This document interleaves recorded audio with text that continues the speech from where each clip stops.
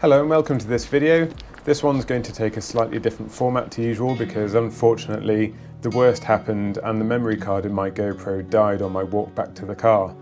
I'd done about 95% of my filming, so the whole thing was covered, and then whether it was the cold weather or just a freak occurrence, my memory card bit the dust and my camera couldn't communicate with it anymore.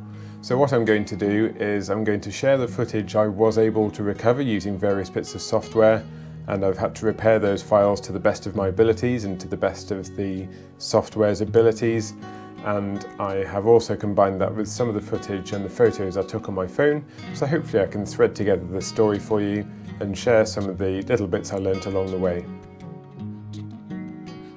So we kick off this walk starting from the Llyn Y Fan Fach car park, and I'm walking up towards the Llyn itself, and then I'll be walking up the ridge and along to Picws, which you can see on the left hand side of shot here, just hidden in the clouds.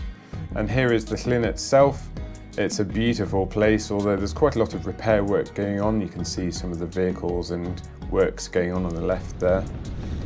Here I am walking up that ridge, so the Llyn is on my left now, nearing the top of the ridge, and I popped out the anemometer to see what the wind speeds would be, and we are already hitting 50 miles an hour at this point. Winds were forecast to be about 35 kilometers an hour, so already we were about double that on the walk up. I knew this ridge was exposed, so I'd taken my Hilleberg Soulo just to make sure I was well prepared. So as you can see from my face, I'm thinking this is going to be a wild camp, and I was not wrong. So on we go, heading off into the mist that was now starting to get thicker and thicker, basically just walking into the clouds right on top of the mountain. And we reached the summit of Picws, which sits at 749 meters, so it's actually quite a high one. It's very exposed and it just seems to attract really high winds, and on the last time I was up here I saw winds of 105 miles an hour. So I'm just explaining here that because the Llyn is down below, we have a bowl effect that can fire winds straight up and over the top, so right near the edge can be a weaker wind, but it depends where the wind's coming from. Regardless of that, we start pitching, and you'll see that I pop my Hilleberg Soulo up here, and I'm just going to pay attention to the guy lines here. So you'll see I gathered up 2 guy lines there and pegged them with 1 stake, and I'll flip to some footage here from the Exmoor coast. You can see I've taken 2 guy lines and I'm pegging them down with 1 peg, which is fairly standard practice on the Hilleberg Soulo. I'll come back to that later. So the wind is starting to pick up now, and what you're going to see in a moment is that my original pegging solution with the 1 peg for 2 guy lines didn't work out well enough in these high winds, and just in a sec you'll see an explosion on the left. Okay, I dramatised that a bit. So let's go and have a look and see how the pegging situation is going. I talked earlier about having 1 peg for 2 guy lines. Well, you can now see I've got 2 pegs holding 2 of these guy lines in place. And if we move on to the next position, once again we've got 2 guy lines, but now I've got 2 pegs, and that left peg is holding the right peg in place, so it gives it a bit more security. But on the next pair of guy lines we had much more wind to deal with, so I've separated the guy lines, and now I've got 2 pegs per guy line. So instead of 1 peg for 2 guy lines, I've got 4. And you can see the left hand peg is holding the right hand peg in place. That right peg is still moving a bit, as you can see, but because the left hand peg is holding the paracord in place, or the dyneema, that right hand peg can't go anywhere. So what I've done here is I've vastly strengthened the pegging solution, and the guy line system is working really well now. I've done the same here in this very windy exposed end of the tent. I've got 2 guy lines separated and pegged down with 4 pegs in total. So you can see the wind is really hammering the tent now.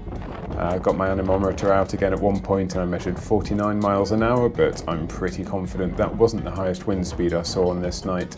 I wouldn't be surprised if it was over 60 miles an hour.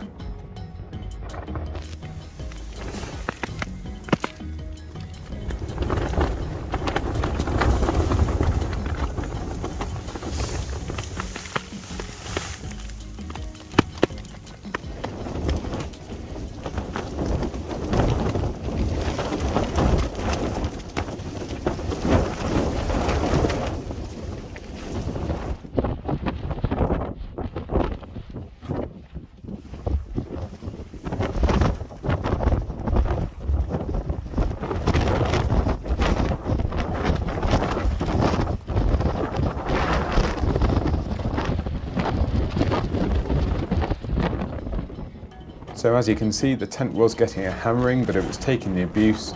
I thought I'd better check on my little GoPro anchored out there in the dark. As you can see, it's all frosted up, but it is still functioning. Just look at all the frost and the ice growing on the cable there and the mount.